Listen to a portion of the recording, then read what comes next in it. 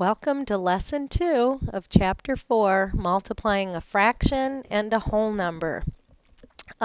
Before we do this, I would like to just demonstrate up here in the corner what's actually happening when we take a fraction times a whole number. When we have a whole number, we know that 2 times 4 equals 8. My answer of 8, my product, gets bigger than both factors. It's bigger than 2 and it's bigger than 4. Look at what happens though if I take a fraction 1/2 times 4. I know 1/2 times 4 means 1/2 of 4. And if I think about what 1/2 of 4 is, I know the answer is 2. Look at my product here. Look at the answer 2. It actually, the product gets smaller than my 4, but it's bigger than my 1/2.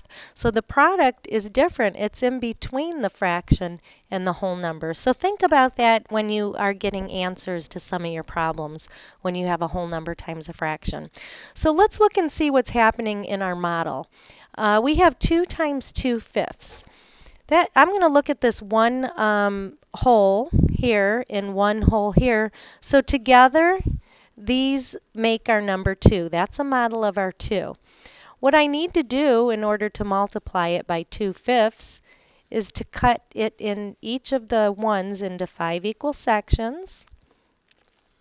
And all this means is I want 2/5 of one of them. So there's 2 out of 5 shaded.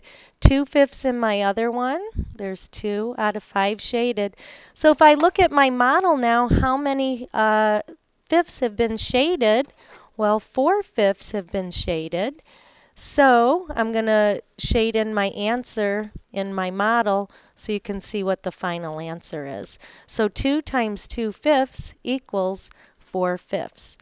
Again, look at my answer. Look at my product. 4/5 is between 2 and 2/5. It's less than 2, but bigger than 2/5. That's what happens when you multiply a whole number and a fraction. Let's use an equation now. The same problem, here's how you would do it mathematically. We have to, number 1, write the whole number as a fraction.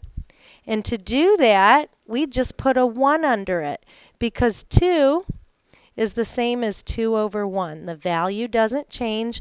That 1 here in a fraction means how many pieces something has been cut into. And if 2 is a whole number, it's still one whole piece. So we keep a 1 under it. So I'm going to put a 1 under it. What's my second step? Multiply the numerators. So 2 times 2 equals 4. Third step, multiply the denominators. 1 times 5 equals 5. And my last step, simplify or change improper fractions to mixed numbers if needed. In this case, my answer of 4/5 does not need to be simplified and it's not improper. So we're done. Let's look at a couple examples down here. For all of these, whenever you see the whole number, we put a 1 under it. Okay, so 6 times 2 is 12. 1 times 3 is 3. Now I can look at my step 4. I have to change this improper fraction into a mixed number. So remember, whenever it's improper, this actually means 12 divided by 3. So 12 divided by 3 is 4. It goes in evenly, so there's no fraction part. Nothing's left over. I'll let you try B and C on your own. You can go ahead and pause the video and work on those, and we'll go over those in class. And when you're ready, we're going to get started on the next page. Okay, multiply a fraction by a whole number, the same lesson. We're going to look at 2 problems that are really the same because of the commutative property. So it says when multiplying, the order of the factors does not change, it should say does not change the product. Okay, so let's remember, if I have 3 times 2, 3 and 2 are factors, It equals 6. 6 is my product. I can switch these to 2 times 3, and I still get the product 6. We can do this in multiplication.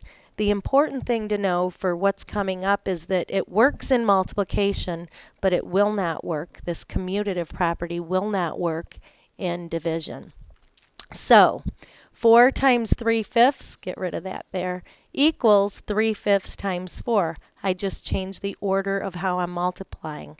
This is an example of the commutative property. Make sure you spell that correctly.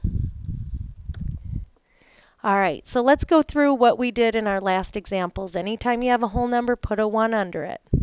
Multiply the numerators. 3 times 4 is 12. 5 times 1 is 5. Check to see if your answer needs to be simplified or changed to a mixed number. It's improper, so 5 goes into 2 twice. 2's left over, and 5's the denominator. Now I just switched the numbers. Instead of 3/5 times 4, I have 4 times 3/5. It's the same process. Put a 1 under your whole number. 4 times 3 is 12. 1 times 5 is 5. That's improper, so I change it to a mixed, and it's 2 2/5.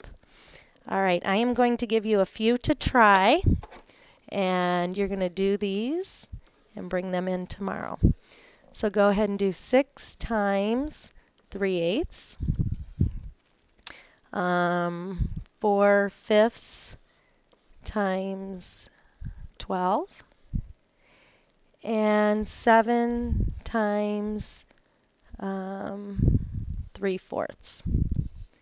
All right, let's see how you do. Have a great night.